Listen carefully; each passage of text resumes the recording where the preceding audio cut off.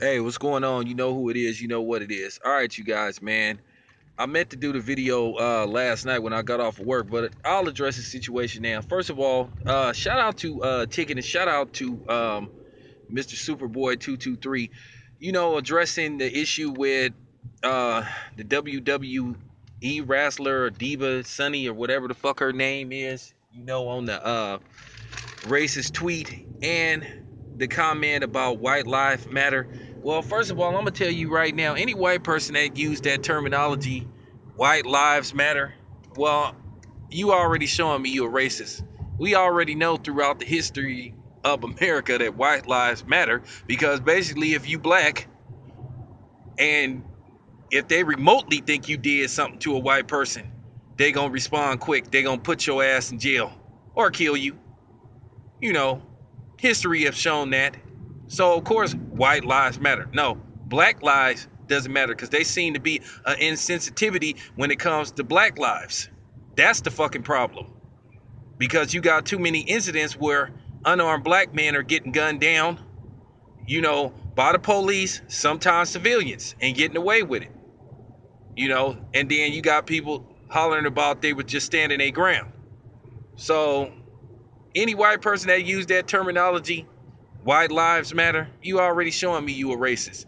Now, as far as the WWE goes, formerly known as the WWF, I mean, they got a history of pretty much racism and, just to me, borderline despicable representations of predominantly their black and Hispanic wrestlers. Now, Vince McMahon is a racist. Everybody knows that. Now, as far as the lady Sonny go, well, what you expect? Look at the shit with Hulk Hogan. Now, let me get to Hulk Hogan right quick, man. I always thought that Hulk Hogan was a racist because I'd heard things about Hulk Hogan, you know, saying funny style shit about black men. Then also, I used to watch his reality show. And I used to notice, now I know reality shows are pretty much scripted, but some of the shit in there is semi-real. And I used to notice Hulk Hogan would always be rolling his eyes and mean mugging every time he would see a black guy talking to Brooke. There had been other incidents where, Brooke would go to these rap concerts and stuff because Brooke used to try to sing. So I would see Hulk Hogan on video every time some of these rappers would come by Brooke, they might hug her and, because sometimes Hulk Hogan used to travel with Brooke. And I would see Hulk Hogan looking all funny style of shit and I peeped that shit about him. I was like, I saw what Hulk Hogan did. Now, of course, if I would have came out with this like 6 years ago, people would have said I was crazy. They would have said I was lying. But I peeped that about Hulk Hogan. And, basically Hulk Hogan did himself in. Now, I don't know if you remember this. I mean, the video is on YouTube. Y'all can go check it out, man. It's pretty fucking funny. Now, when Hulk Hogan left the WWF at the time, when it was the WWF, he went to, what is it, the NWA? I don't even remember what that league was called. Or it was the wrestling league that TBS and TNT had that was owned by Ted Turner at the time. Now, I don't know if you guys remember, but the video footage is on YouTube. It's pretty funny, man. Now, it was like some kind of main event, pay-per-view wrestling event where Booker T accidentally said, "Hulk Hogan, we coming for you, nigga." Now, y'all go check it out. The video is funny as fuck, man. Every time I watch it, I die laughing because it was hella funny. It was what you call having a nigga moment. Now, in case you don't know, Booker T was suspended for about a week for that comment because it was on a live pay-per-view. Now, Booker T did an interview regarding that incident.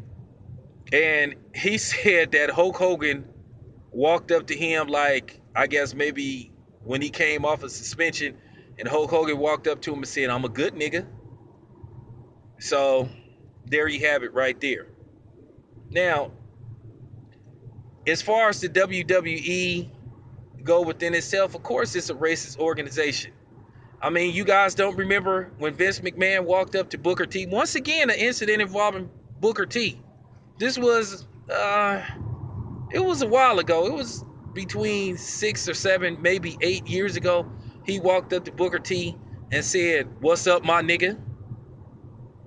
Now, Booker T said he didn't know he was going to say that. And Vince McMahon caught a lot of flack behind that. You know, and rightfully so, because that wasn't funny. And if I'm not mistaken, he later apologized for it. I don't remember. But I stopped watching the WWE a long time ago.